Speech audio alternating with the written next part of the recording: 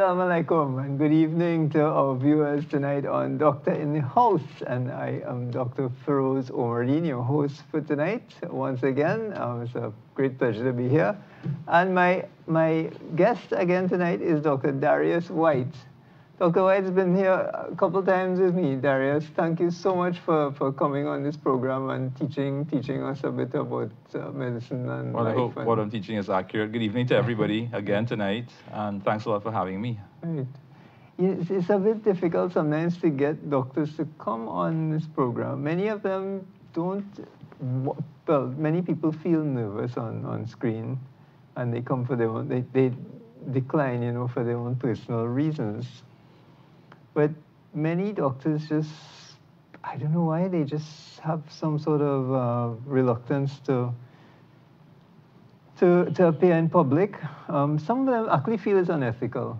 They feel the doctors shouldn't be, you know, portraying themselves in public like this.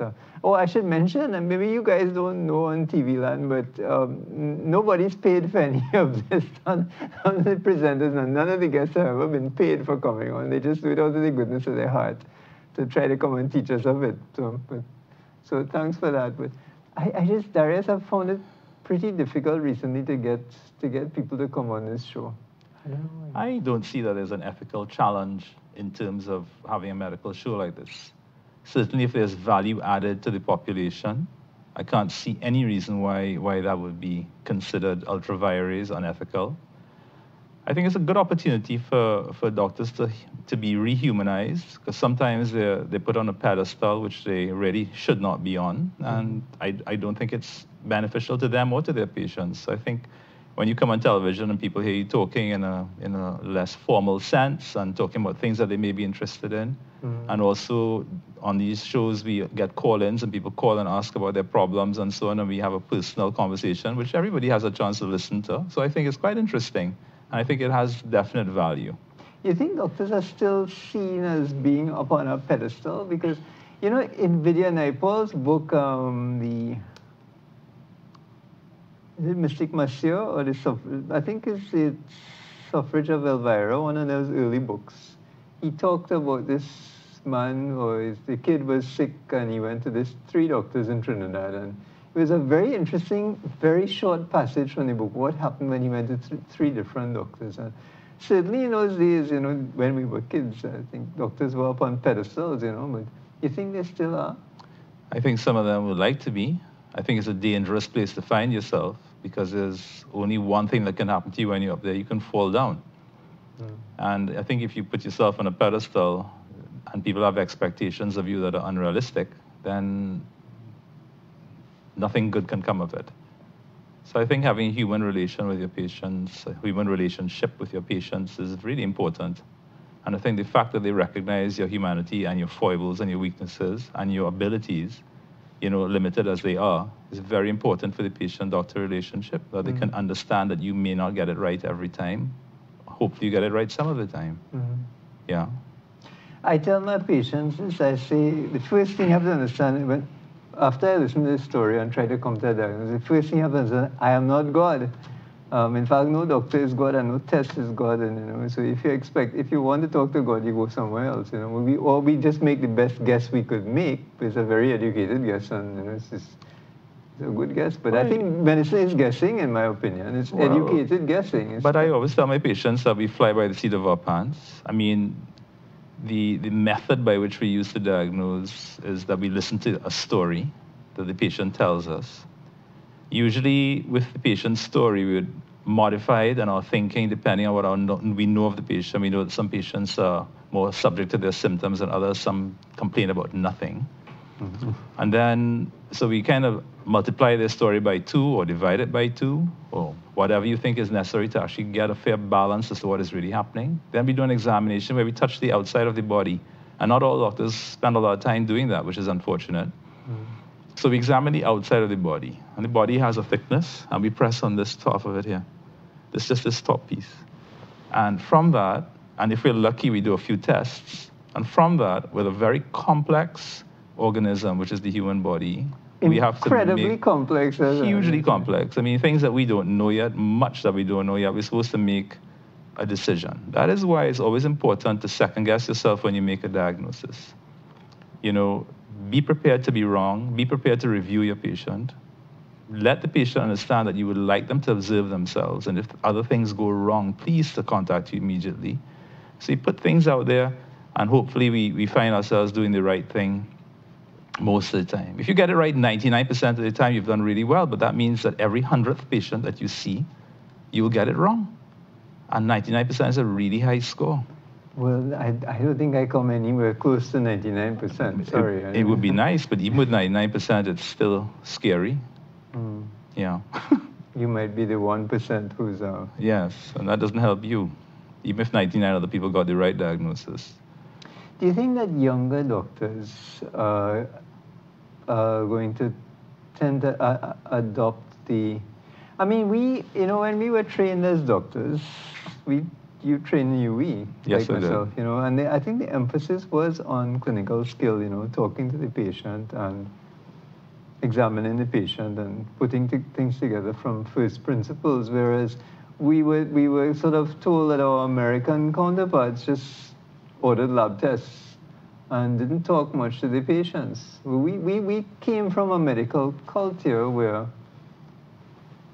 your relationship, your physical and linguistic relationship with the patient was sort of central to the issue. But what do you think about younger doctors now? Are they getting the same, are they indoctrinated into the same culture? I don't know if we could lump all younger doctors together. I would imagine they're... UE doctors or Trinidadian, what's your knowledge of it? I get the sense that as you put it, the linguistic contact and the physical contact with the patient is becoming less and perhaps less fashionable. In fairness to the doctors concerned, I think a lot of that is induced by the circumstances in which they're forced to function, or under which they're forced to function. Time-based, time bars, so-called efficiency. And I think that the doctor-patient relationship, once it's been developed, and maybe even from the inception, is sacred. There's a lot of trust involved. It demands a certain amount of commitment. Let's just look at that one statement. You consider a doctor-patient relationship sacred. I do. You think doctors generally do? I don't know. I can't speak for everybody else, but I will say I've had relationships with some of my patients that have spanned more than 30 years. And you want to know about their families, you want to know about what interests them, you want to know what they do with themselves, you want to know about their lifestyles. You can be very intrusive into their personal lives with the intention of doing something good for them. And that, to my mind, is sacred. You can ask any question. A doctor has that privilege of asking any question about anything.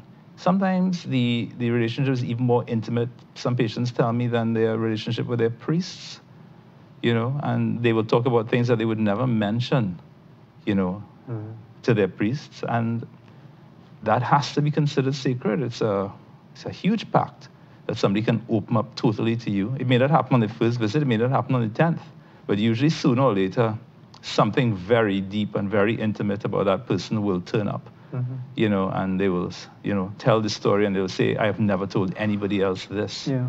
And when they tell you that thing, that thing is so huge that it impacts on pretty much everything else that you've done or tried to help them with, So it's really important. And it changes you too. It changes us as to hear some of these stories. Absolutely. It's, in that sense, it is or it used to be a great privilege to be a doctor, because you get to see the most amazing things and hear the most amazing things about people's lives, I have met people that I would never have met if I were not in this profession, people from all walks of life, And it's a fascinating privilege to actually be able to interrelate with that number of people on a very intimate level. It's a fantastic privilege. Well, I think, sorry, but I think that what you're describing is not dying phenomenon, but a phenomenon in decline. I think I wanted to ask you, actually, maybe not tonight, but to discuss the future of medicine and robotics and artificial intelligence, which I know you don't like, and I don't like it either, but I think it's a lot of the future of medicine is going to involve, mechanical things. Yeah, and robots. It's not a problem if a robot is doing an operation on a patient that's asleep, if the robot can do it better than the human hand can. That's beneficial to the patient. They may well do that very soon. Provided of course, that their programming covers everything. I'm sure still that the human brain will have some little advantage on times of difference when something strange happens. But certainly the other aspects of medicine, speaking to people, getting into the psychological aspects of their lives, their spiritual existence and so on, I defy a robot to be able to do that with any degree of artistry. It's going to come out fake. It's not going to resonate. The thing you say artistry and traditionally medicine is a sort of art. It's not as they always said, it's not an exact science, and there's a lot of art in medicine. It's a human relationship, and you can't have a sacred relationship with a robot. Well, I'd like to think not. Yeah, but who's to know? Well, maybe another night we could go into that talk a bit. about that one a bit. I wanted, I'm trying to modernize my life a bit. I've got an iPhone 5, which I inherited from my nieces in New York City. They were throwing it away. So I've learned to use my phone, and what I'm trying to do is to take pictures of what I eat, because apparently this is what young people do now. They take pictures of the food and they put it out on Facebook or Instagram or something. So tonight I took a picture of the food that I had for dinner just now. You guys could project it. Can we see my dinner again and see if it projects? Right. So what I have there, not coming out so clearly, but black beans, lettuce. On the top you have cauliflower and broccoli dish, which is heavily seasoned. And then that little yellowy thing is plantain, a crushed up plantain, which tastes really good. This food tastes fantastic. This is vegan food, and it tastes, my opinion after doing this thing for a while is vegan eating probably tastes better than all you guys who eat meat. It's more fun, and you feel better at the end of it. You don't feel bloated and heavy and miserable and bad-tempered and whatever. But she's laughing, he'll never know until he tries it. But it's definitely a healthy meal. Black beans supposed to be some of the healthiest food in the world, according to many people. What I wanted to talk about is why can't we make this healthy plate of food in Trinidad? Why can't we grow it here? The food bill, I think, is something like 5 billion US, 5 billion TT, sorry, a year. I mean, it's a big foreign exchange drain. But it's also a travesty that we don't produce more locally. We've had, with the dissolution of Caroni Limited, 1975 Limited, couple decades ago, the land has been allowed to lie fallow without anything growing on it for a long time. Mm-hmm. Also, things that existed before, like all the citrus orchards and so on, that were part of Caroni's production scheme. In the old days, you used to be able to buy 50 purigas, as we call them, for $5 in a crocus bag. It was a fantastic thing as a child to go through 25 purigas in one day. Right? And certainly didn't feel like eating a lot of meat after that, but you got a lot of vitamin C. Absolutely. These things. So I think that if we were to start growing a lot more stuff here, that our foreign import bill would be much less. It would be so nice. That Caroni land, they had enough time. It could have probably been rekindled, rejuvenated land and made into viable agricultural Well, it land. is viable. Do you know that the But land in Guyana, where the forests grow, is actually desert? That the richness of the land is actually contained within the trees themselves. If you were to cut the trees down and remove them, what you're left with is sand with very little in it. So when a tree in the rainforest dies, it rots, and when it releases those things, that's how the younger trees grow. The soil itself has nothing or very little. The turnover is extremely fast. In white sandy soil forests, it's a special biologic niche, and the turnover is very, very rapid. It's one of the tightest controls. Absolutely. That is why you cannot be pulling trees out of, you can't be pulling trees out of there. Because when you do that, you're just destroying it. And if Caroni land is half as fertile as white sand, if we had planted trees there 20 years ago, they would be mature now, they'd be bearing, you could be giving people free breadfruits, free pommes free mangoes, free anything. And we could have, after 10 years, we could have let all our animals go there. We could have had gooties and everything else running around. It would be a self-sufficient system. I know Guyana. I've been around Guyana a bit. I've been around Belize, which is an agricultural-based economy, and the soil it just don't look like our soil. Our soil looks like so much really better. richer. Yeah, it is. I don't know. I know soil expert. I just say how it looks, When it looks good, it's usually good, because the darker and stuff it is, the more humus it has and all those things, and those things are usually enrich the soil. And we haven't really had problems growing things in Trinidad. I'm sure many of us have beautiful gardens and so on. Yeah. You were telling me you grow all these wonderful herbs and vegetables in your garden, no right? herbs, Yeah. please. I don't want to be visited by the police. No. My garden it doesn't produce food, I'm afraid. It just produces beauty. He's going to change all that, and he's going to be having a very productive garden. I have a mango tree and a pomerac tree, so I suppose that brings me on to the productive scheme. If any of you guys out there on the audience actually know about how we could get a meal like that, we could grow it locally and make it. I mean, we could make it very tasty. Let me tell you, it could taste really good. I know that much. But how we could make it economically viable? Tell us, can we grow lettuce? I doubt that lettuce was grown in Trinidad. We do have lettuce here. Okay. People insist on eating the foreign ones, but we do have lettuce here. I think it tastes quite good. It's a little bit more bitter, but it doesn't bother me. Right. It's probably better if it tastes bitter. But, black beans, we growing black beans? I doubt it. I don't think so. I think Probably South America tends to have a beans. lot. They call them caraotas or something like that, if I'm not mistaken. Cauliflower and broccoli, we importing that, I guess. I think we grow cauliflower. I'm not sure if we grow broccoli here. Yeah. I'm not grow sure. some cauliflower. Yeah. Well, plantain is local. I mean, yes. we do a lot with plantain, Mm-hmm. and banana. So if anybody has ideas, I asked Omadat Mara, I rang him just now. I got a number for him and rang him. He was very nice about it. He said he couldn't call in tonight, but he's willing to come on the program and talk about local agriculture if you want. He mentioned something that I should perhaps bring up. He mentioned an increase in the amount of cases of leptospirosis in South recently. He thinks some people think it may be related to the recent floods and the contamination of food by floodwaters. I think he said especially Pinal Debe area. Could be wrong. That's also, it's something look out for in the papers if anybody mentions the cases in San Fernando Hospital, leptospirosis. Just keep a little ear out for it, especially if you're living in Pinal Debe area. And farmers, please be responsible in selling your products which may have been in the floods. Okay. I have one other thing I wanted to mention.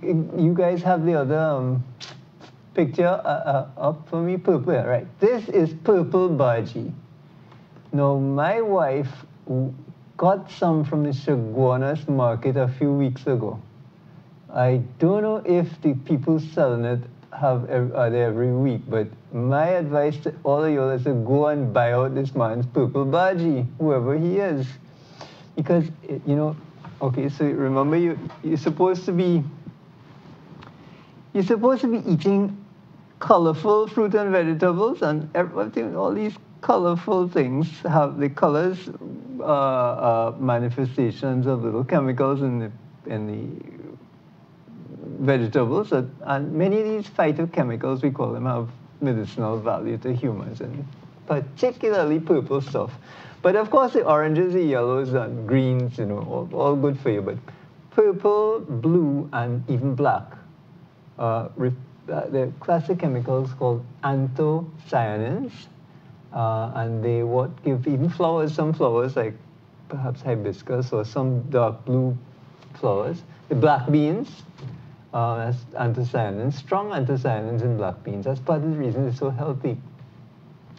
But you should eat colors and eat purples. Blueberries, for instance, thought to be so healthy, full of antioxidants. You know. And also very high in fiber, which is also important as well. This is a vegan diet is high in fiber. I agree with you. Thanks for that endorsement. No, because I've been accused just now of being a meataholic. In point of fact, I eat a small piece of meat once a day, and the rest of my food is vegetarian. Yes. Right. And the first thing I do when I dish up my lunch, when I go home at lunchtime, is actually put half of my plate is actually full of veg.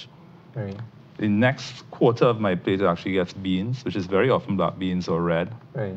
And then a small piece of meat goes there. I know that part takes me away from any popularity that I might have with you. Well, we'll have to re-educate you. But breakfast has no meat in it. Dinner has no meat in it. Dinner's a fruit thing with as you said, blueberries and other things.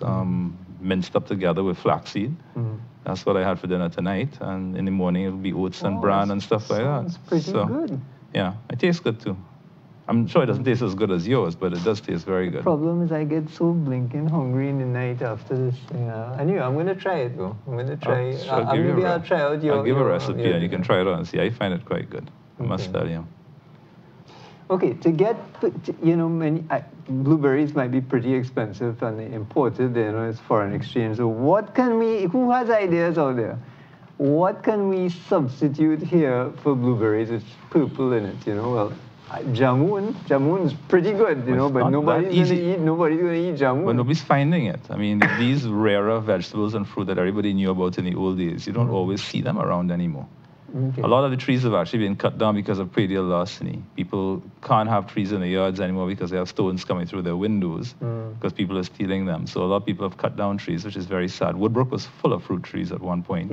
Yes, they still have some of them there. Most of the trees have been cut down. There's a beautiful breadfruit tree right behind my office in Woodbrook, and that tree was, I mean, one of the most prolific of breadfruit trees, and that was cut down recently. I mean, it was a very sad occasion for you to come by. Why people don't eat the breadfruit, Darius? The breadfruit actually tastes really good. Breadfruit can be prepared in so many ways, and breadfruit is low glycemic as well. It's one of the four really good starches that you can have. Plenty better than bread, so so we don't need to import that flour. But that brings me back to my point about what we could have done with the Carney lands, actually. But anyway, it's a bit late now, but there's never too late to start. But it would be nice if we could get them off the ground. Well, they better start now if they want. But fruit trees take a while to grow, you see. You need 15, 20 years for them to really mature properly. I would think, that's true. Even breadfruit might take a while. Quite a few years. I mean, it grows fast, but it may take a while to really bear. But after 20 years, it'll be, you know, fantastic for people to be able to get that type of stuff at a low price or even free of cost. Okay.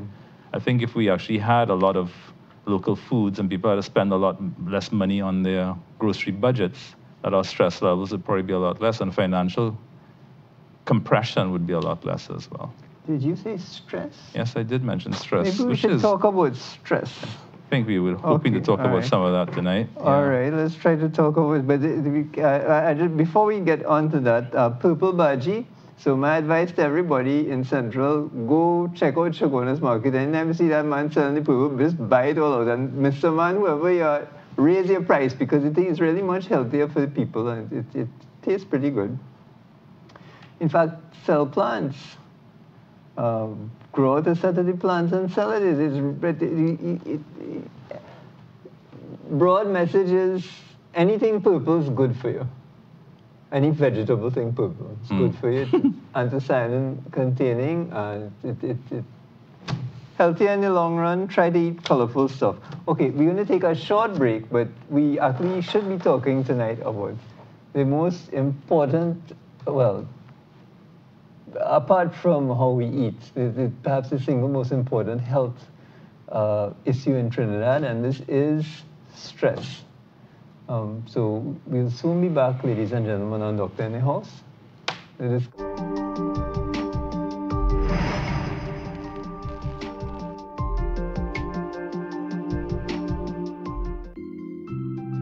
High blood pressure is as dangerous as an overpumped balloon. Measuring your blood pressure every day can save you from risk of high blood pressure. MicroLife fully automatic upper arm blood pressure monitor with stroke risk detection.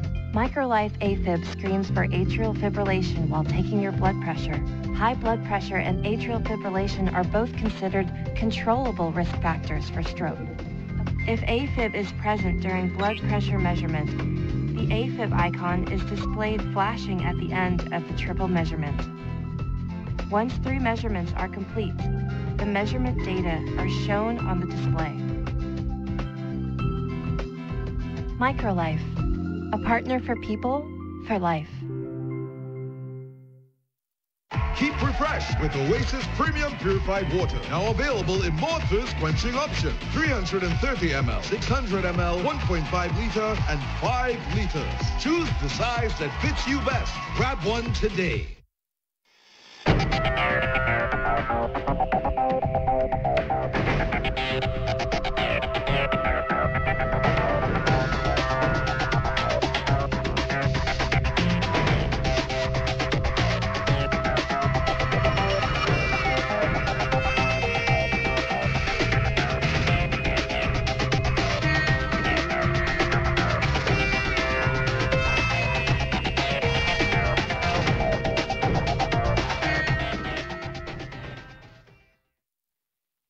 Glacier Limited, the leading manufacturers of vermicelli, split peas powder and grease-proof paper. We also manufacture a variety of paper and plastic bags. We have bags for French fries, sandwiches, popcorn, supermarkets, stores, and much more. Whatever your needs, trust Sheikh Glacier Limited for quality products. Sheikh Glacier Limited, Warrenville, Cunupia, telephone 665-3336. Oh. For the everyday lowest prices on all grocery items, trust Low Cost Supermarket for the widest variety of quality products at low prices. Freshly picked fruits and vegetables, healthy products for your well-being, high quality meat cuts, and a warm and friendly service. Low Cost Supermarket, Southern Main Road, Cunupia. At times I feel that the sun is hidden by a hazy sky. A God's gift brought straight from the farm to your plate. Jaza Rice, with its premium range of basmati rice, helping you prepare your perfect, mouth-watering dishes just as you planned. Jaza Rice, blessings in each plate. Every now and then we need. This is a Pakistani product, and all over the world, at least try it once. And if it's good, please let us know. We need your encouragement. Just a little time to breathe.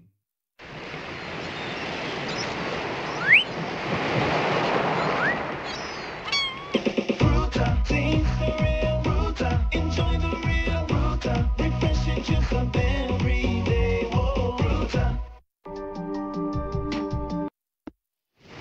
مولاي صل وسلم دائما دائما دائما.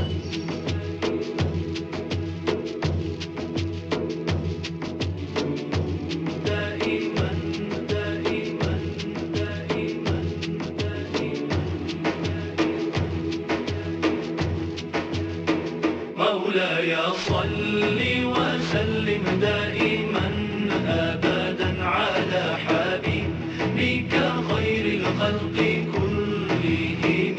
مولاي صل وسلم دائما أبدا على حبيبك خير الخلق كلهم. محمد سيد الكونين والثقلين. محمد سيد الكونين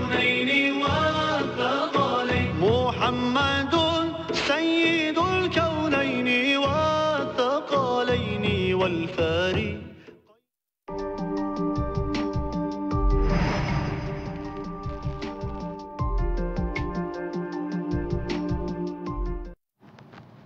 Welcome back, ladies and gentlemen, to Doctor in the House, and I'm your host again, Dr. Feroz Omadeen, and my guest tonight is Dr. Darius White, who is, apart from being an old friend, he's a very experienced and I think a trusted doctor in Port of Spain. I really value his opinion. I'm really glad that he takes the trouble to come out in the night and brave the traffic on this crazy road to come to talk to us. So, here's a story. I see plenty of patients with heart problems. I've seen many other patients who have symptoms in their chest that sound a bit like heart problems, and they worry that they have heart problems. And they sit down, and you realize once you talk to the patient, whether or not, well, those who have funny chest symptoms, tightness in the chest, palpitations, feeling their heart pounding in the middle of the night, starting to perspire uncontrollably. The longer you're in the business, the more you begin to recognize that, you know, that this patient's heart is okay. The diagnosis is a stress-related condition. Even the people who actually have heart disease, most of them are pretty stressed too, either from the heart disease itself or often from external circumstances. And you really wonder if it is the stress in their life that actually made their heart sick. But even if they have a heart condition or they have stress, stress definitely worsens any condition that you might have. So if you suffer with migraines and you're stressed, it's going to be worse. If you suffer with diabetes and you're stressed, it's going to be worse. If you're hypertensive and you're stressed, it's going to be worse. Stress is the additive to the illness that magnifies illness. And management of your stress is a very important part of managing illness. We in Trinidad at the moment are going through a pretty stressful period in our history.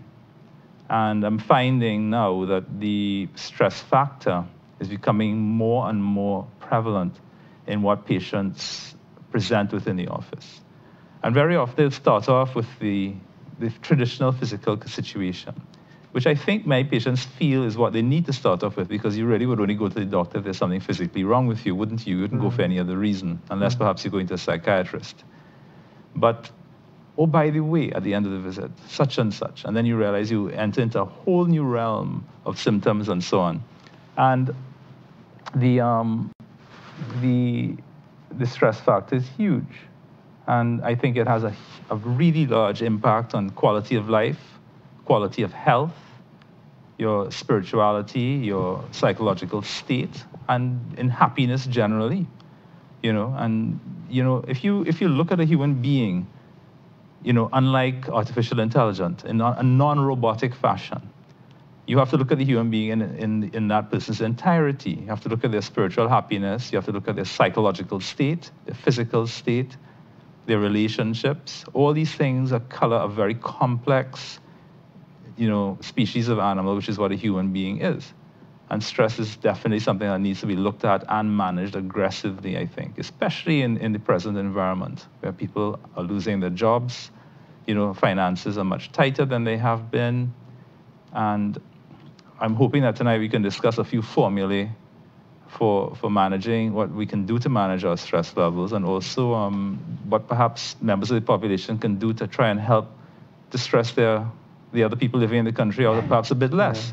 You know, I think that we need to have like a national effort to reduce our stress levels, because with us going through this difficult period that we're going through now, I think that those of us that are Trinidadian and Tobagonian to the bone, as they say, will have to look at ourselves and decide what are we going to contribute to help our country go forward under a rather negative situation that we find ourselves in, at least financially. And what can we do to help our own stresses, and what can we do to reduce the stresses of other people that, you know, live on the same islands as we do. you know, and hopefully we'll touch on that, and people may have opinions when they start calling in. It's interesting to hear people's opinions and also to hear how people deal with their own stresses too. I mean, this is a vast subject. It is. So you started off by saying that you think stress makes everything worse. It magnifies symptoms. It certainly magnifies pain. It's well known. It certainly does, yes. And I mean, I would think that one of the most important things one of the most important functions of a doctor is to treat pain, which I think I do very badly. I think the profession doesn't do very well. But there are different types of pain. Yeah. Okay, well, even physical pain. Yeah. I think stress magnifies physical pain. So yeah, I'm in complete agreement here. It makes almost everything, all real sickness you have worse. If you consider a real sickness to be something physically wrong with you. But you know, I keep telling my patients now, after practicing medicine for goodness knows how long, 35 years, something, I'm finding more and more difficult to differentiate mind from body. But let's say you have some physical sickness like a peptic ulcer or asthma or something, you know, and stress makes these things worse. But can stress generate its own illness, Darius? I think that it's difficult for stress alone to be the problem, unless you're deeply psychiatric. Deeply psychiatric? Yeah, I think that you would have to... What about simple minor depression, minor anxiety problems? I mean, aren't these things common in doctors' offices? Yes, they are, but it doesn't necessarily mean that that stress is what created the illness.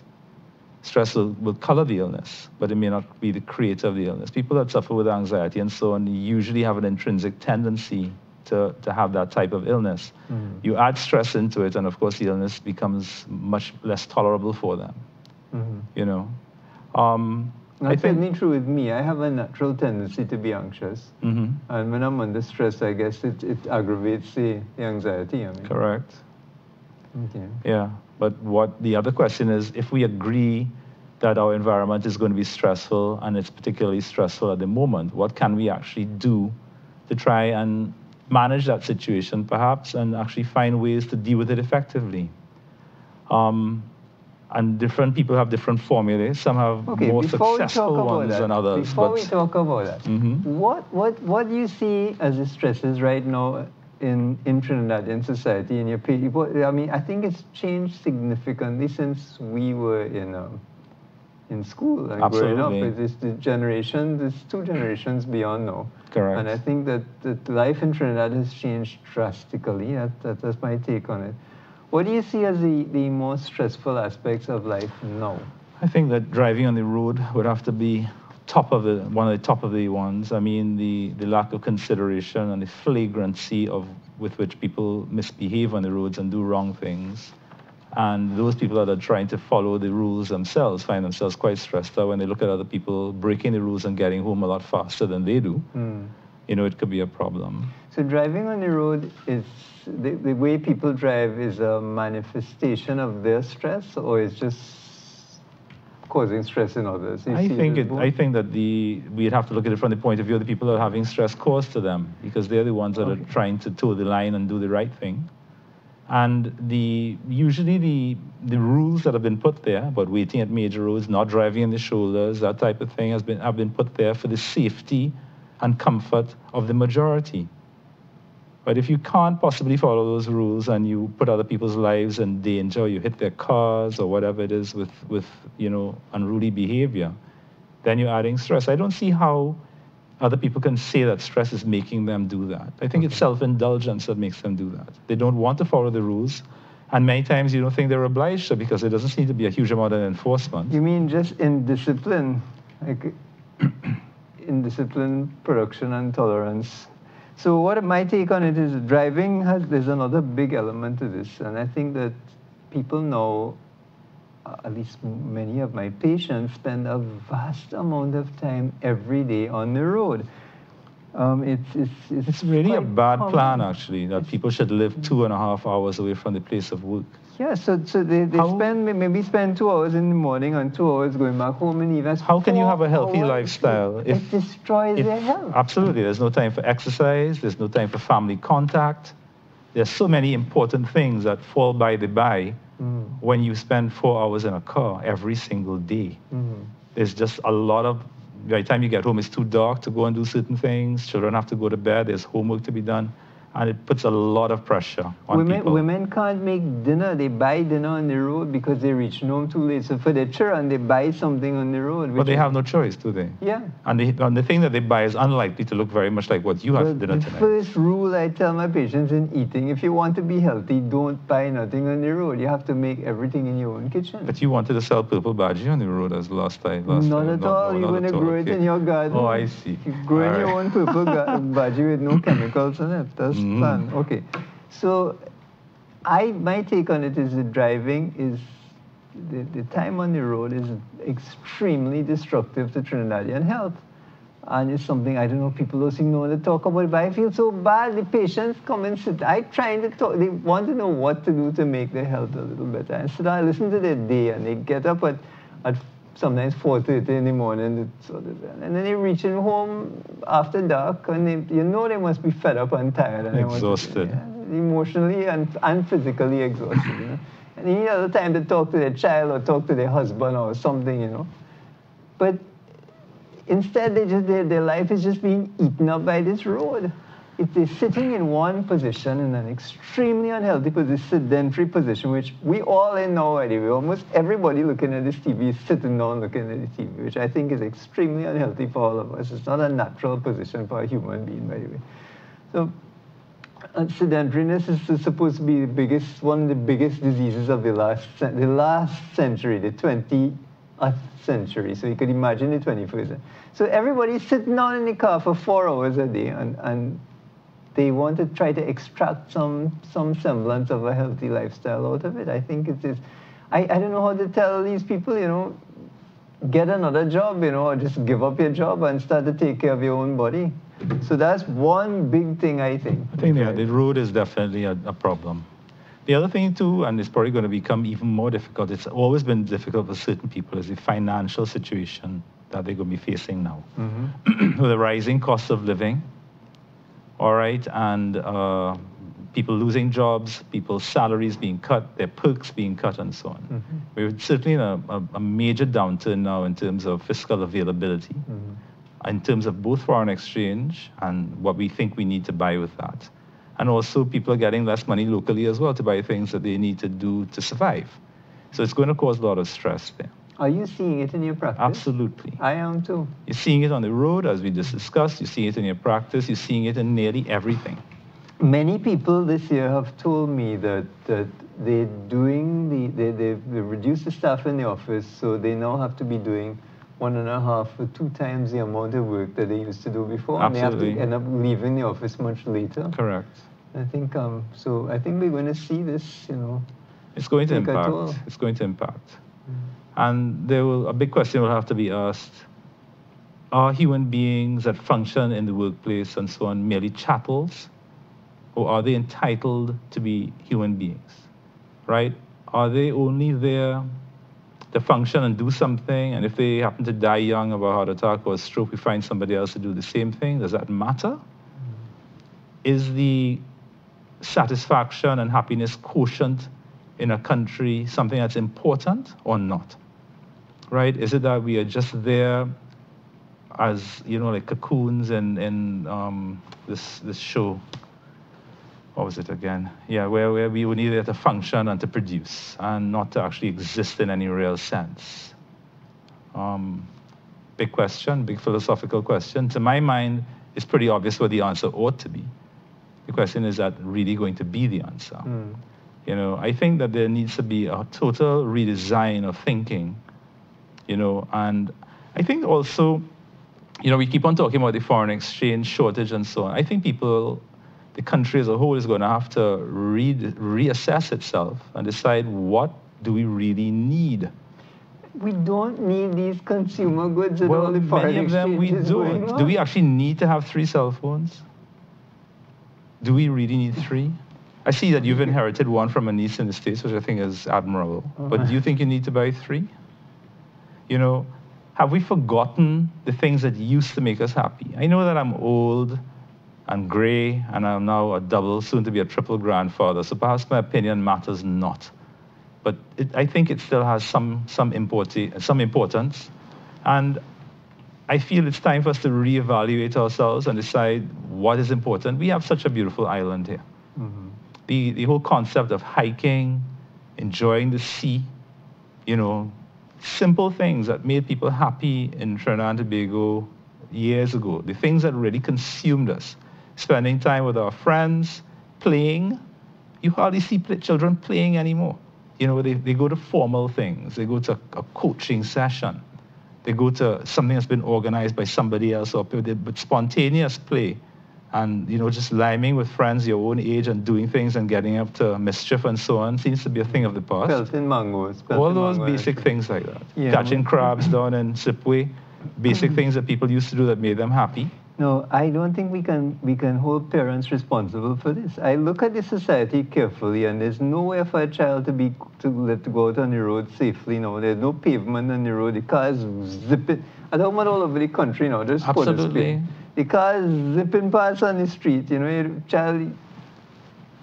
You worried about your child getting kidnapped or something, to abducted and abused or something too. I think that times have changed drastically. The children, to get them to a friend's house, it's not like they go down the street and play. When we were small, we go and play by somebody's house. You go to your neighbor's house and play, or they came by you and you played. Right, now you have to make some kind of appointment to go and visit somebody. Which is tragic. Times have really changed. Yeah? I mean, it's weird. But we still find ourselves in a reality that we need to manage. If we don't manage it, it will manage us. Well, it is managing us. But we need to find a way to survive it and to come out of it a little bit unscathed at least. Here's what you're fighting against now. Okay, so your child can't go and pick mango on the tree down the road because you're afraid to let them out. But they have a phone, and they could play games on the phone.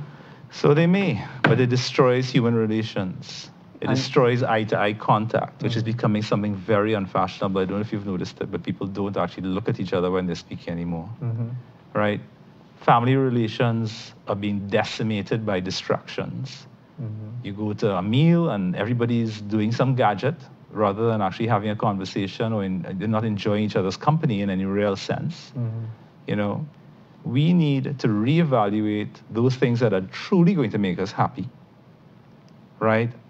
Divorce ourselves from expensive things that we can no longer afford, and try and find things that are not quite as expensive that we can genuinely enjoy and that will help to edify us and to help us to grow as people.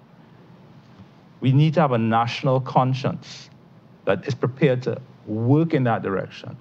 Something as simple as I was realizing when I was in a couple of hardwares this weekend because I was doing some woodwork at home. And the concept of saying good morning, you know, has become unfashionable. But just as negative things can be contagious, positivity can also be contagious. And I remember I walked into one of the things, and the first thing I said when I walked in, just a general good morning, and immediately facial expressions changed. Everybody was morning, morning, and then the whole mood changed. People got into line to buy their things. Everybody was more relaxed. Conversations started. Simple human contact, right? We can't begin to underestimate that. Now, a lot of the things that we do actually allow us to function within a cocoon of no contact. When we're driving a car at 70 miles an hour, we don't make contact with anybody else unless we're going to kill them. The windows are up and the air conditioning is on. Even when you're at traffic light, you don't know what's going on. You might as well be in New York City. When you swerve in front of somebody and you run them off the road, you could continue if you have made contact with them, and they will be there in the drain, and you've gone about your business. The same thing with that device that you were just showing there. It allows people to have contact with the device, but it doesn't allow them to have contact with anything else.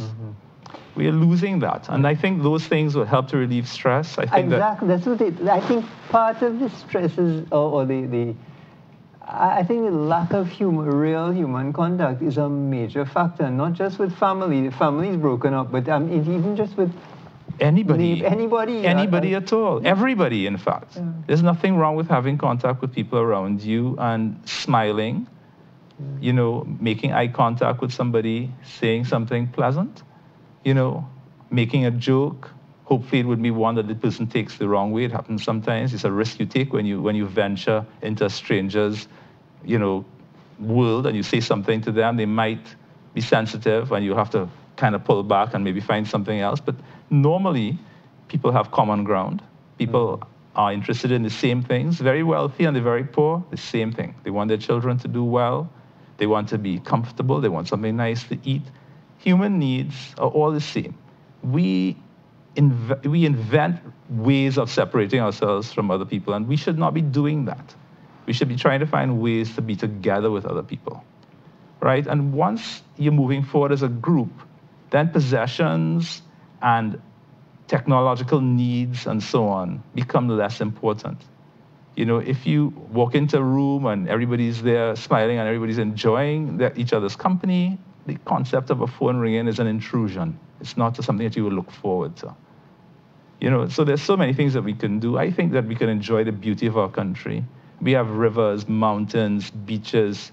I mean, we have things here that people would give their right arms just to come and have a holiday and enjoy, and yet we take them for granted.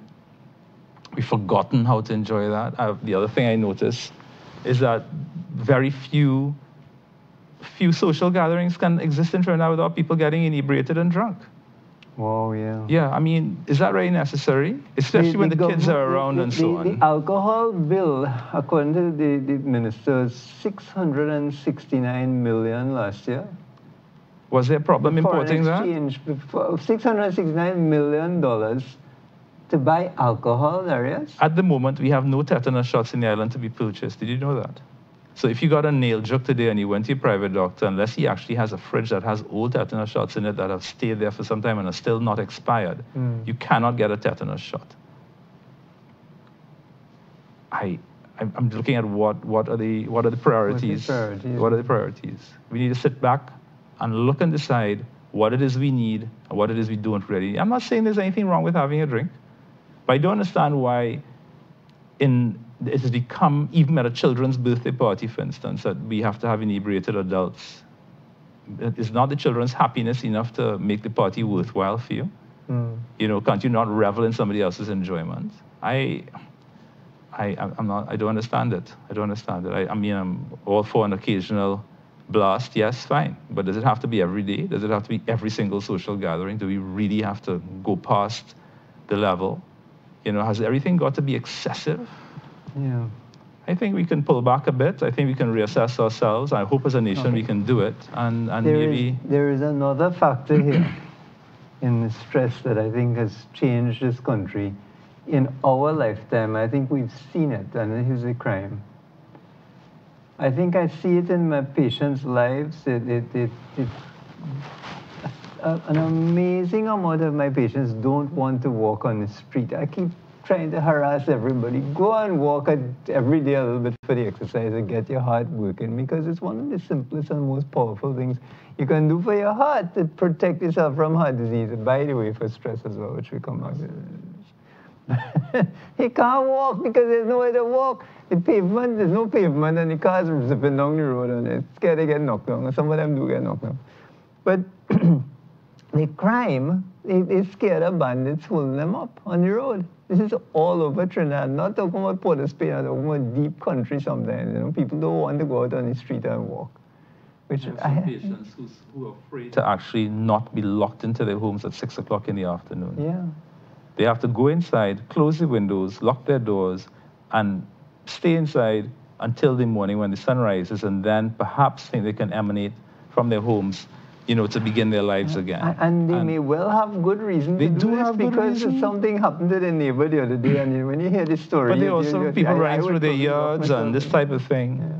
But I want to say something about the crime situation, because some people seem to think that bandits are born, that they actually emanate from their mother's wombs with a B stamped on their forehead, and we know this one is going to be a bandit. That is not the truth. Children are born, and we fashion them. Right? So if we have a large bandit population, it's because we made it. We are responsible, as the adults and the parents and everything else in the country, for the creation of that morass. And we need to reevaluate ourselves yet again and ask ourselves, what are we going to contribute to the children that we bring into this world to make sure that they are productive, happy, and nice people to be around. It's something that we need to work at.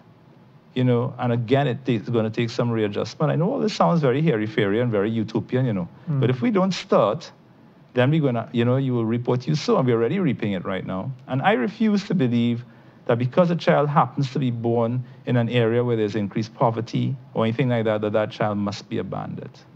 I find the choice to become a bandit a rather unfortunate choice. When you think that you're choosing a job that has a life expectancy of perhaps 26 or 27 years, I can't imagine that anybody would really voluntarily want to have a job like that unless they thought that was the only possible option that they might have.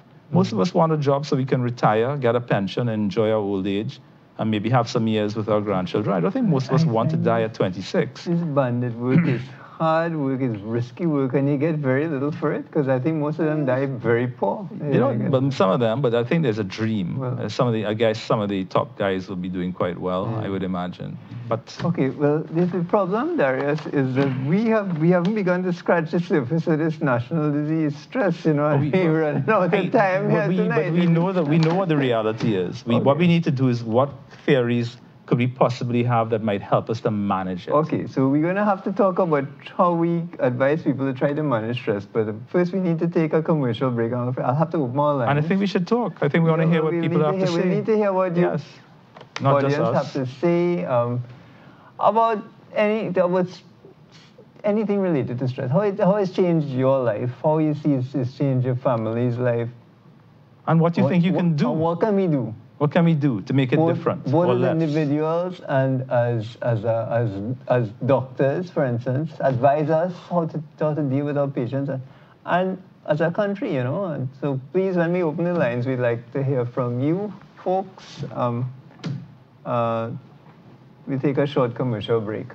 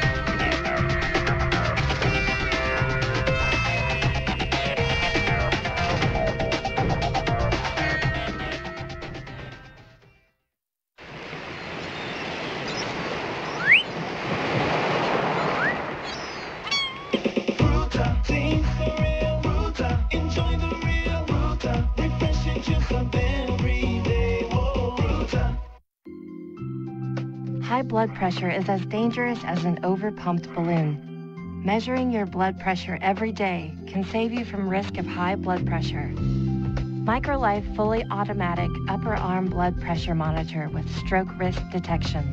MicroLife AFib screens for atrial fibrillation while taking your blood pressure. High blood pressure and atrial fibrillation are both considered controllable risk factors for stroke. If AFib is present during blood pressure measurement, the AFib icon is displayed flashing at the end of the triple measurement. Once 3 measurements are complete, the measurement data are shown on the display. MicroLife, a partner for people, for life. Milkana butter, an experience for your taste buds. Smooth, flavor-filled, rich, velvety butter. Milkana butter for cakes, pastries, pies, or just place it in any of your favorite dishes and add that rich buttery taste to all your meals. Why choose another? Look for the butter with flavor, the butter with the creamy richness in taste. Milkana butter, distributed by N.M. Ghani 2003 Limited, number 1 Industrial Lane, Charlevoix.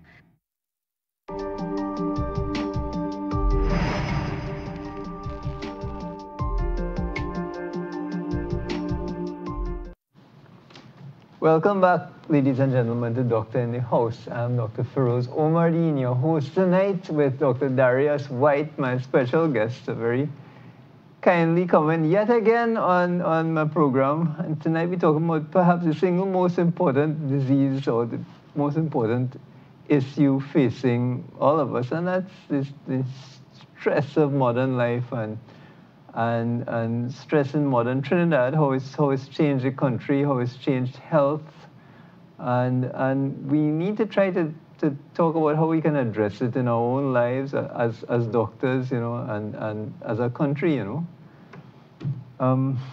Please call in. We're hoping to hear from you. We're hoping to hear your experiences and your suggestions, and we'd like to hear how you manage your own stress, because... And your advice. We want to hear what you think, what you recommend. Yeah. What you think might be helpful to everyone, what your ideas are. Okay. So, stress is something that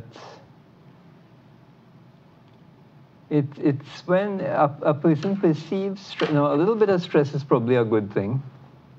Now, when we were in ancient villages and a lion appeared outside of the village, you know, we had to be able to respond. We had to have a stress response to be able to perk up and fight and think fast, you know, and deal with the lion. But the problem is now, it's not just when a lion turns up for like 20 minutes outside of the village gate, you know. No, it's you take out a mortgage for 30 years and the lion is outside your gate constantly for 30 years. You're wondering how you're going to pay. But the human body has been designed to deal with stress in small quantities for short periods of time, yeah, in acute situations. Yeah. What we're finding now is that people are actually having to live, yeah, with stress as a background factor 24/7. Right. This is chronic stress as opposed to absolutely acute stress. Yeah. Yeah. Can we hear from Pity Valley on the phone? Hello there, Pity Valley. I'm not Pity Valley. I'm Diego Martin. Sorry. Okay, Diego Martin. Sorry about that. Well, I mean, it's a far. I'm more or less, they call it east-west. I'm more people listening. Right. Sorry. Right. This is program going on, right? Yes, you're on air on Doctor in the House. Yes. The doctor, is the doctor there? That's yes. right. Yes. Is the doctor there? That's yes, correct. It is. Yes. Okay. Okay. On then. Yes. Okay. Good afternoon. Hi. Hi. Good day. Well, right. Good day. Assalamu alaikum. Right. You hear me? Yes, we are. So that you know, I listen to the programs and things. I listen to you all. This is the Doctor in the House, right? It is always kind of program, the Doctor in the House, right? Yes, sir. The Doctor in the House and the next gentleman there. Yes, that's right. This is Doctor in the House. Doctor in the House. So you know that what happened now? I watching, you know, scripts. I skipped here to come on to you. That I listened to Wayne Mohammed, and plus the UNC, we talking facts, right? So what the facts is, people suffering, and we talking about, we speaking about history. You could talk about history when a man wants a bread to eat. I don't want a reference, right? Right. You could talk about history and a man hungry. You could talk about certain things. You know, son, is that what happened when you really get to know? And the Doctor in the House, that it's just this thing. You playing game. Okay, inshallah. So that's what I say. About time you get a man a job over and over. Okay. You know, I had experience. And I try people. Okay, I give them a job, and when I'm in a job, I know picture, you know, I'm just talking, right? Right. So over and over and over and over. Over and over. So how much time? So after drawing back a point, it's how much time that one administration run this country for so much a donkey years. I'm talking facts, you know, brother. I sick of this talk about people mixing. They just make a excuse. Government go, government come. That's an excuse. They don't want to challenge. Hello? I think we lost that call. Hello there.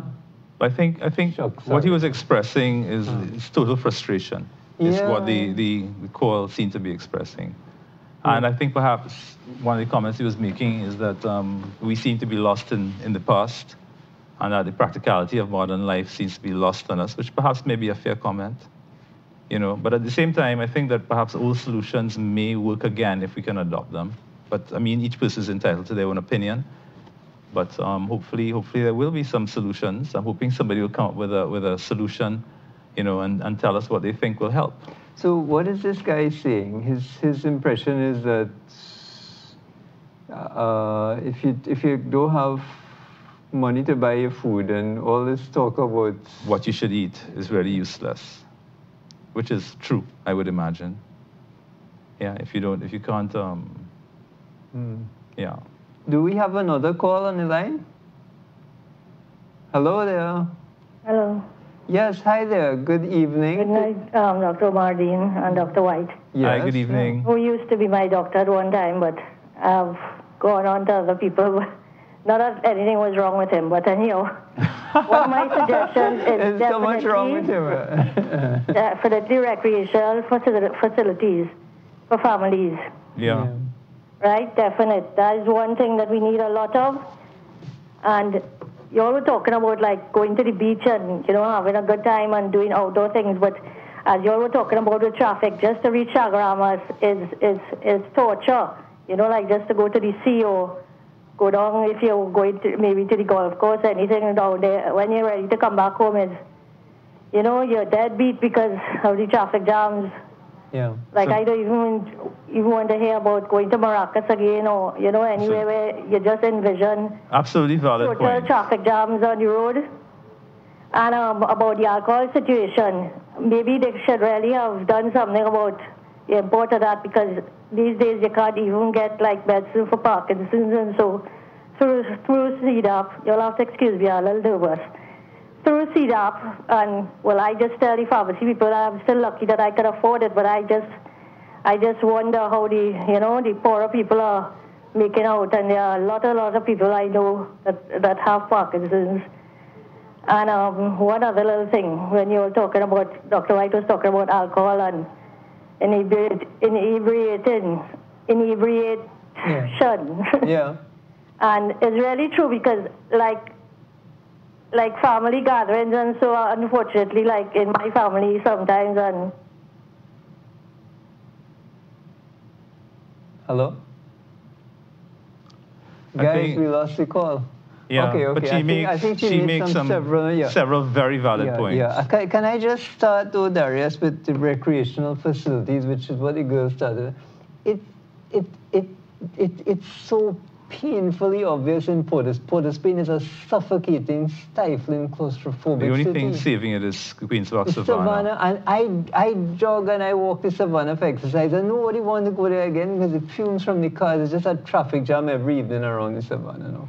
You could walk up Chancellor Hill, you could walk inside of the gardens, but what else do Port of Spain people have when they finally take away the Savannah? You go to Shag, but Shag now is first of all, the CDA is just selling off the whole of Shag if it can to make a few dollars, because they're desperately in need of a few dollars. But it's a massive traffic jam to get to and from Shag, I don't know where else Port of Spain people have to go. They could face the traffic and try to go to Maracas. It's unfortunate that planning, town and country planning, did not inculcate a necessity of there being recreational space for every development in housing. It's short-sighted. It should be there. And again, it is, as the caller said, it's absolutely important to people's happiness and so on, to have places that they can go and relax and do things like that, do physical things and so on. The place opposite West Mall was designated. They tried to make it nothing has happened. A recreational area for Diego Martin still people. bush. Yeah. Let's hope that somebody is able to. We have Tunapuna on the line. Yeah, Tunapuna. Sorry. Good evening. Hello. Good evening. Good evening. Hi. Thank you for calling. Good evening. Yeah. Go ahead. One of the things that you mentioned there, Dr. Omardine, was how can you all help as the medical professionals? Yeah. Basic manners. You see, manners, a lot of you doctors don't have that. A lot. And the younger ones are going to pattern themselves from you all. like when you're in clinic, and let me refer specifically to the Eric Williams complex, okay? Okay. You come late to clinic, but those patients have been here since 6 o'clock. They come from all over to get this elusive early number. You know, everybody has to get an early number. Yeah. Okay, and you wait. The doctors may come 9 o'clock. Okay, they have their clinic rounds to make and other things. Okay. Yeah. But you walk into the clinic, you just can't look at us and say good morning. And say good morning. Yeah. I had an experience once in neurology clinic where it was an afternoon clinic and we were kept waiting long because there was so many people for the previous clinic, which I think was the ENT, and our clinic didn't start till after 1, almost 2. You know, those doctors, senior, junior, bouncing when it was time, when it was clear. They didn't even look at us, just say good afternoon. Sorry, we'll attend to you all shortly. Not one nurse came, and there were many, to tell us something. You're twisting and turning so that each cheek of your bottom does not become numb. Just manners. We discussed that earlier on, that basic good grace and good manners would make such a huge difference to the comfort that people would, feel. Our blood pressure. Absolutely. You understand? And treat people like human I don't want to say that you all are the be-all and end-all, no. But the cure is right with you, and you are not doing it. We often feel that you all doing us a favor when we come to clinic. Little things like that. Well, it's not the truth. We're not doing you a favor. We're actually doing what our job is. So you're quite right. What I'm saying is that's how we feel. I understand what you're saying, and you're quite right to make the observation. You're quite right to make that observation. Starts to buff the population about our health. The Minister of Health is buffing the population about our health. Okay, but he get dengue. He get dengue. How he get the dengue? The same way we get in the dengue? You understand what I'm saying? Yeah. The little things make a difference. It's your delivery. Your delivery. I think it's an appropriate point to make about the profession, but I think it actually spans the entire population, to be frank.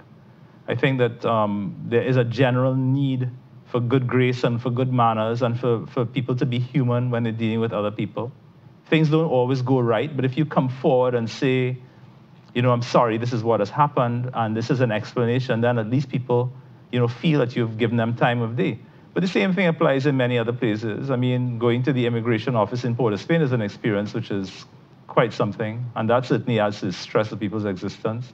You see people there sitting down with children, you see the elderly sitting down there for hours and hours, and nobody comes forward to say anything.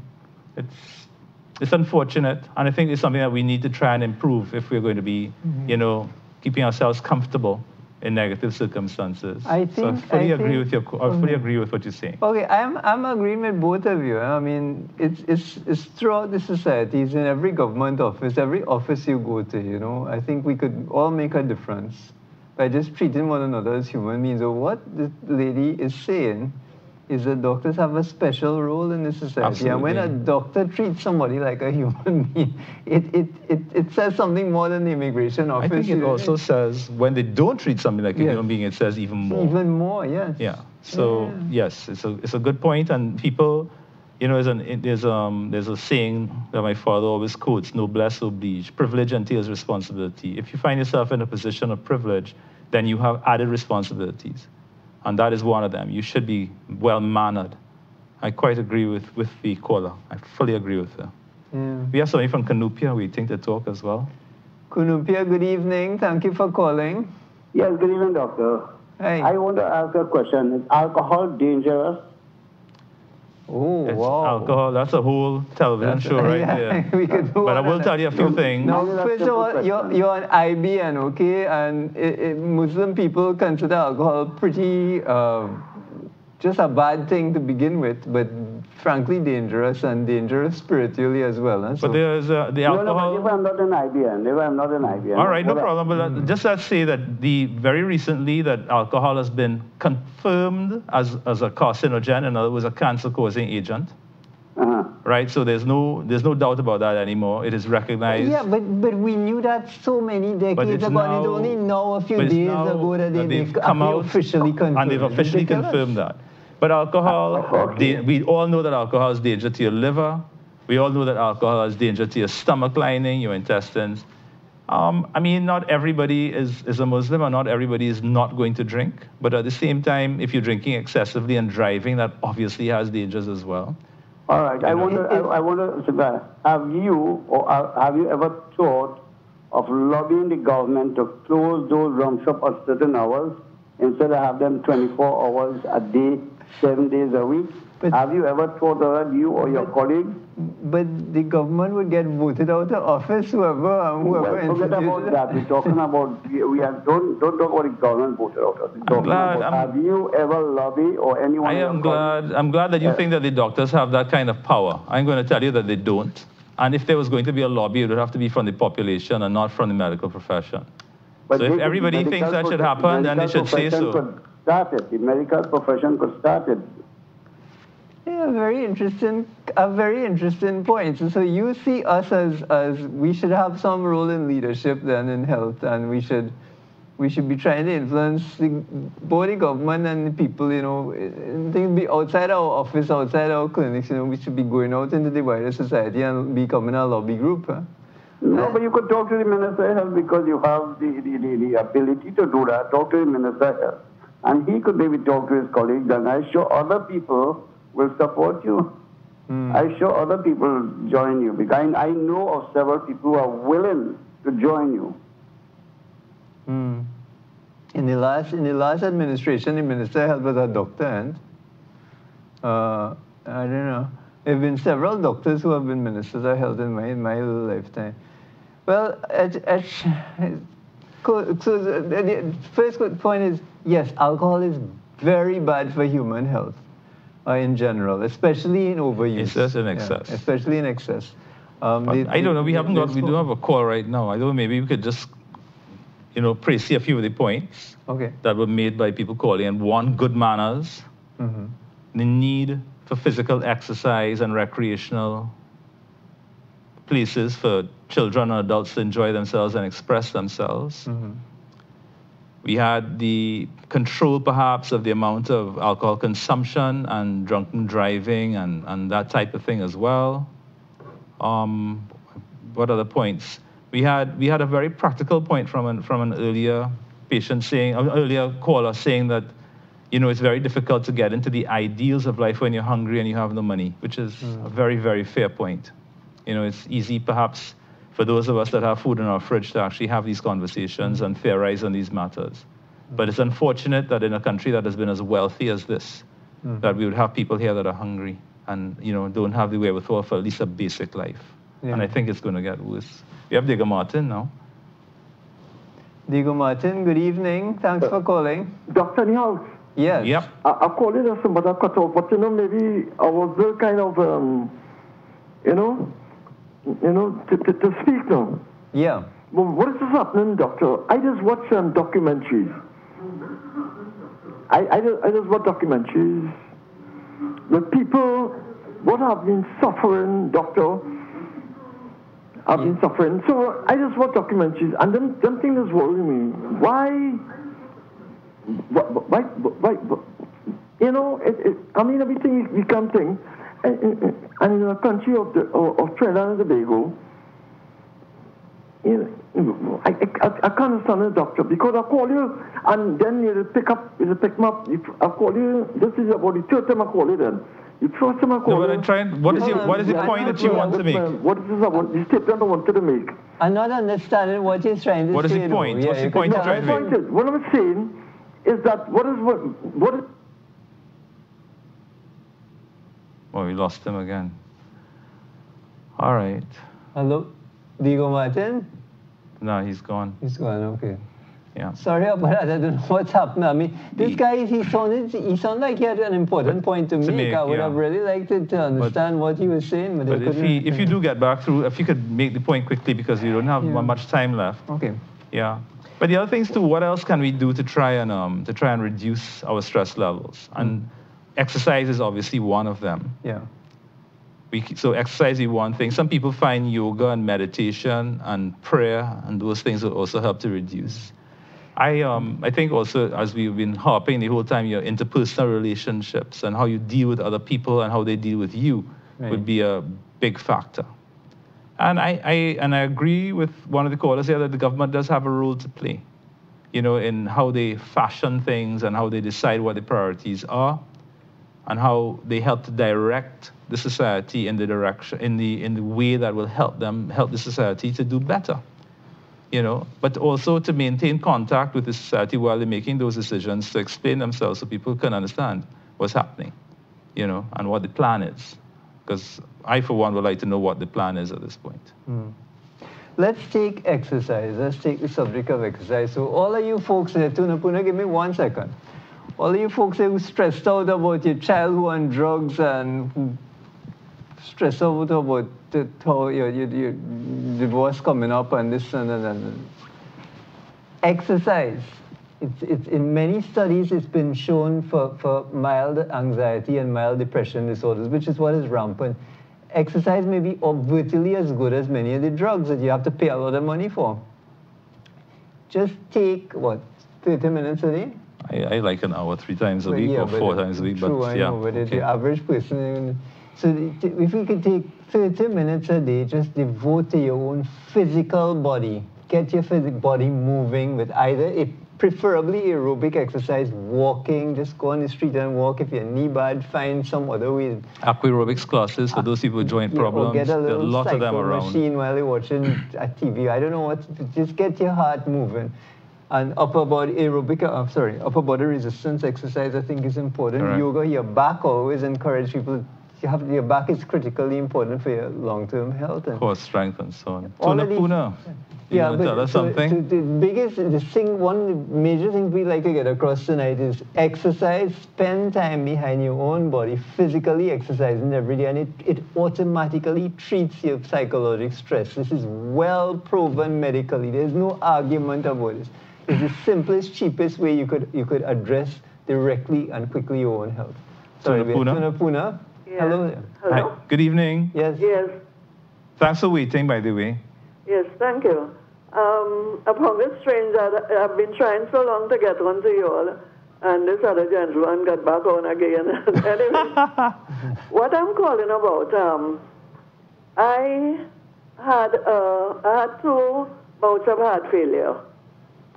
Right. Okay? Yes. And since then, it happened so suddenly, just like that, the first one. And since then, it has me kind of afraid of life then. Because you don't know when you'll get sick again and that kind of thing. Right. So what is happening to me that even if I have to go out, I start to get, stressed out. Right. That I have to go out. Just go outside, go somewhere, and I would take it on. It would bring on angina. Right. And, the tablets you sip it under your tongue? Yes. Right, GTN. so I would use that, right? Yeah. But if I have them on me all the time. If I'm good, I'm in a supermarket and I'm good. And what happens is, I realize I don't have the tablets on me. I would get anxiety one time. Right. And I'll get the angina pain one time. Okay. You know that kind of way? Sure. So I'm living in a stressed out kind of way now, afraid of everything, because, things happen so suddenly. Well, illness and bad health is obviously a big stress factor. Yes, it is, And if you have something as serious as heart failure, then you would be anxious about it. But there's another facet. At some point in our lives, the good Lord, whatever name you would like to call him by, is going to call your name. The important thing is to try and enjoy the life that you have and make it worthwhile.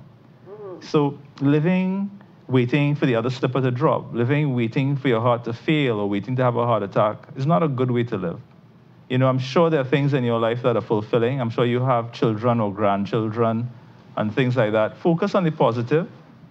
At some point, every one of us in this room, yourself, everybody who's been calling in, everybody who's listening to the show is going to have to go to meet their maker, right? The question is, what do we do while waiting for that to happen?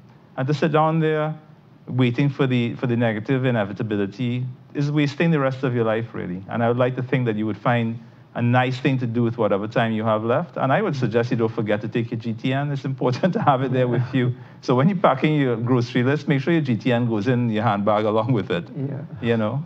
But remember too, if you're waiting to meet your maker, you might wait a long time because heart failure and angina are chronic conditions. And I mean, people live for a very long time with them now. And once you take a treatment, you get good treatment. It should be controllable. You should be. The aim is to get you very functional, get you to the grocery store, get you independent. You know, you shouldn't have to be confined by heart correct. failure. And don't live with anxiety. Yeah. Don't live with anxiety. Live in the positive. It'll take you much further. We have a last caller from Shogunas. Hello? Hi, yes. Good evening. Good evening, doctors. I just called to say that, the program is very informative and very educational. And I think that's very important in our time now, because good health is, not a true concern until it threatens. I'm a cardiac patient, doctor, for the past 32 years. And it's an observation that I have made with doctors. You go to the health centers or you go to the hospitals, and when you get in there, God bless you, the doctors, unless you know this doctor is a particular doctor, the doctors in Trinidad and Tobago, if it is not a private doctor, never identify themselves to you. You go in there, of course, your file in front of them, so they would know a little of your history if they go through that. And they never say, well, I am Dr. So-and-so, and start the problem. And it's an observation that I make. As a cardiac patient for 32 years, and you go to the doctors, and I wonder what the stethoscope is really for. I would want to think that you have the stethoscope. I being a cardiac patient, and you didn't put it on my chest, you didn't put it on my back, you didn't go to my ankle, you didn't take the cardiac vein by your neck, then what is the purpose? Many times I go and I have to laugh, and they ask, what you laughing for? So I asked the doctor, I said, Doctor, aren't you going to use that stethoscope? I being a cardiac patient. I'm not here for my knee. And recently, I had, after 30 years, my very first one was over 31 years ago in Canada, Toronto, St. Michael's. And within the 30-year period, I had no problem at all whatsoever. After 30 years, I started to experience some uneasiness. And of course, I went to the health centers, I went to the hospital, and I did all the tests as one would have to do as a cardiac patient. The last test, of course, was the angiogram, which was done in St. Clair. And I was told that nothing can be done for me without using the word second opinion. That is another word in Trinidad that is hardly used by doctors as an observation. I was told nothing could be done. I called Canada, America, England, India. And I went to India and had it done, which is called cabbage redo. I had it done and came back. And I just thought I should let people know this, that don't give up. Never, ever give up. It also seems to be that you're describing the medical profession themselves as being quite stressful, which I find unfortunate. I'm sorry that you had that experience. Well, this is a practical experience, and I think I'm not disagreeing with you. I'm glad that you found a solution eventually, and I'm glad that you had the positive ability to continue looking for what you wanted. And I'm hoping that the person that called in before you was listening to hear that you've had this problem for 30-something years and you're still up and about and sounding very vibrant on the phone, I might add. Yes. So I'm very happy, and I'm hoping that the lady that spoke to us a little earlier on is actually listening to you speak and realizing that it's not the end of the world because you have a heart condition. Yes. And that you should get on with your life. That's the point I'm trying to make, Doctor, that people don't give up. You know, while there's life, there's hope, and there's a second opinion, that you don't ever give up. You go fit. You stay positive, brother, because it sounds like you're right there. Well, thank you, Kyle. And that's a wonderful note to end our program on. Thanks so much for that call. So a couple of the points. To any young doctors who might be have maybe out of a job, for instance, like a young interns are now, Identify yourself when you talk to the patient. This is what the patients are saying on the one. I say, hi, I'm Dr. So-and-so, you know. Call them by name. Say, good morning, Mrs. X, you know. Ask for a second opinion. They're just saying that treat your patient like a human being, and I think that it will make so much difference. That simple little fact that alone will help this stress. But there were so many points that have been made here. Yeah. You know, the exercise being one, yoga, good diet, human relations, courtesy to other people, basic things. How you drive on the road, how you respond to the people that you meet, how you greet people, how you interrelate with the other people. All these things will help to reduce our stress levels. So when you're thinking of driving at 70 miles an hour on the shoulder, think again. Maybe you're going to kill somebody's mother, somebody's child. Remember that there are implications and repercussions for the things that you do. So be careful that you choose to do things that are not inimical, not bad for everybody else. Let's try and see if we can get the island positive. Let's see if we can take ourselves out of our financial situation and maybe have a rebirth of thinking and approach to each other, get back how we used to be. I think of the Give Me the Old Time Days, a lovely song by Who Summed Me Up done by the late husband of a patient of mine. Let's see if we can find some of the things that are really positive so we can actually move forward, even though we have negative financial situations in the country now. Let's try and remember what it is to be a Trinbagonian in essence, and that is we just be better people. And then we'd be a lot happier, I think, and less angry. Well, Dr. White, what can I say? Thank you so much for that little bit of positivity there. Well, thanks for having me. Thanks for having me. Improve my own stress level. Thank you. Well, I'm glad everybody listened. We didn't get too much criticism tonight. Okay. Good night, everyone. Good night. Have a great evening on behalf of our sponsors, the station, and Dr. White, myself. Thanks very much for looking tonight. Thanks for listening on.